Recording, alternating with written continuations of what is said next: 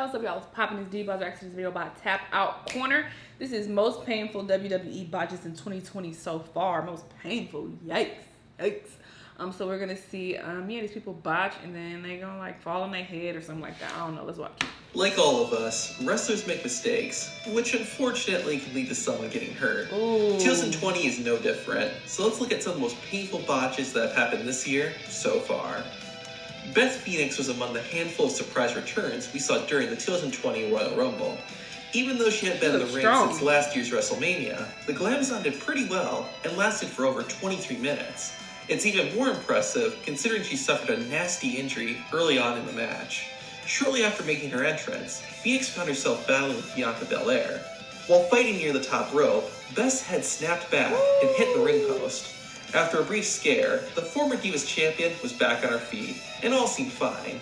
However, as the match went on, the back of Beth Phoenix's head began to bleed and stained her hair. Thankfully, she was fine and even made it to the final three before getting eliminated by Shayna Baszler. The Elimination Chamber has a history of being a brutal match, and 2020 was no exception. During the Women's Chamber match, Ruby Riott, Sarah Logan, and Natalya were the first three to compete. At one point, Logan had the opportunity to hit a crossbody from one of the pods, and she took it. Unfortunately, her knee collided with Natalya's face on the way down. Ooh. It looked painful, but the Queen of Hearts was soon back on her feet and finished the match.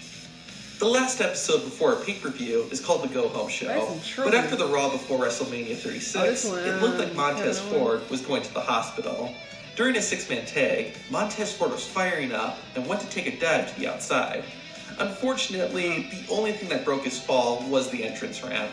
Apparently, Seth Rollins was supposed to trip Ford, but the Monday Night Messiah was too late, and the Street Profits member jumped over the top rope with no one prepared to catch him.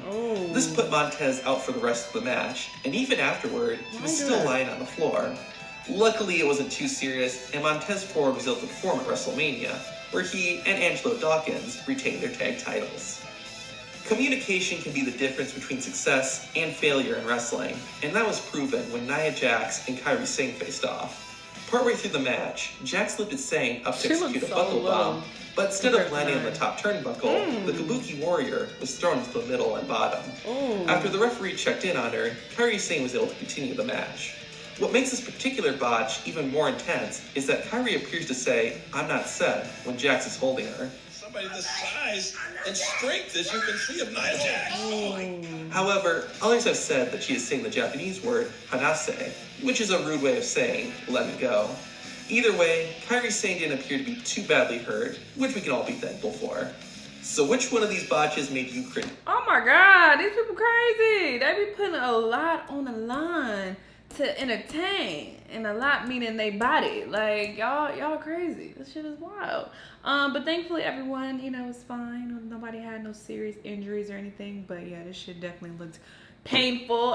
Can't wait to see the botches for the rest of this year for WWE. Hopefully there is an audience soon. I want to see people's smiling faces in the crowd. But y'all let me know what y'all thought about the vid though. Let me know what other videos you want me to react to, and I'll see you in the next one. Bye.